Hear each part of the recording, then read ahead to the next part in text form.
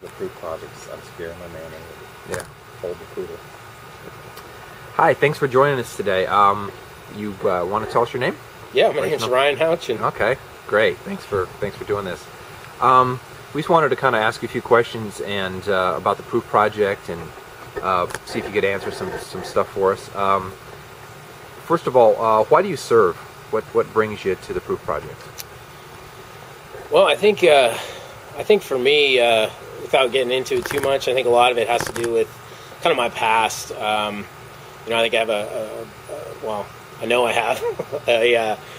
My history has kind of been, pretty self-centered and kind of self-focused through a lot of my, kind of 20s. So, through various things and mission trips and that, I think I've learned to let go of that and learn, first of all, that was not the way I was supposed to be living. And secondly, kind of, by the grace of God, been delivered out of that. And I think this project is in serving others, for me, is a big part of that, of breaking out of that mold that I fell into pretty easily of being focused on myself so much. Thank you for opening up and sharing that with us. As far as the proof project goes, how do you hope to impact others during these projects? Well, I think the main thing is that I think when we go out there every Sunday, we're kind of a vehicle for the real life, the practical application of what we've been called to do. Is to love others more than ourselves, to put others above us. That's what we've been asked to do, commanded to do. So, I think that is what happens, is that we get a chance to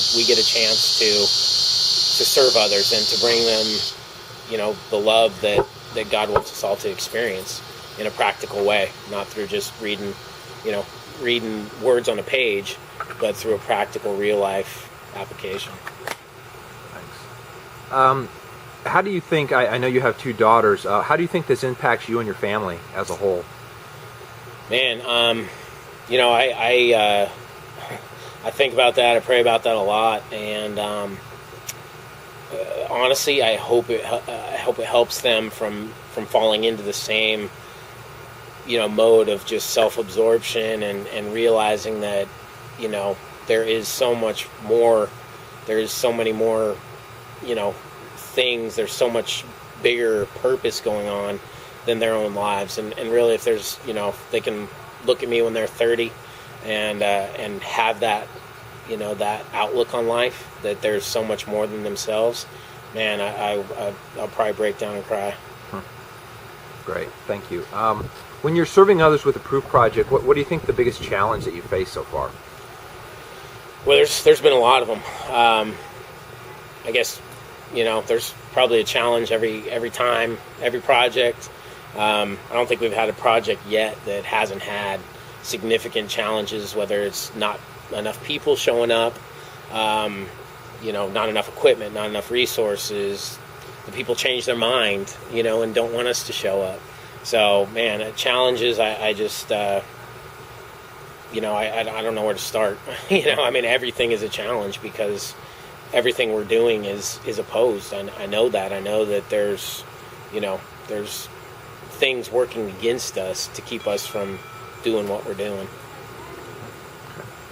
I imagine that people watching these videos might have a question as far as, do you think that you're missing out on something by not going to an actual church every single week? Not as much as I'd be missing out if we didn't do these projects. For me, I think, I've been, really, really centered around what these projects do, the impact that they have in other people's lives, the impact they have in our lives and our kids' lives. So honestly, I think if we were to say tomorrow or next Sunday go back to a regular church setting, it'd be like that kid in school waiting for summer vacation. I'd constantly be thinking about when we're going to be able to get out in the community to do what we've been doing the last 6 months or so. Right.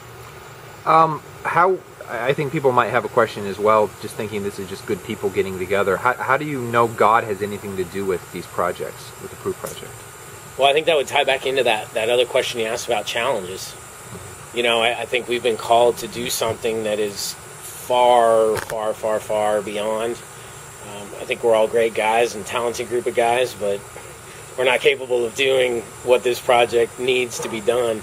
So I think the very fact that we've been called to something so much bigger, so far beyond our capabilities, that in itself is indication that this isn't us just doing this. This is God putting these challenges in front of us and saying, hey, I'm going to be here with you, but you guys are, not to be cliche, but you guys are the hands and feet of what I want to carry out with this project. So, and then the way these challenges have been overcome, so many times where 6 people backed out of the project, and all of a sudden here comes 7 people.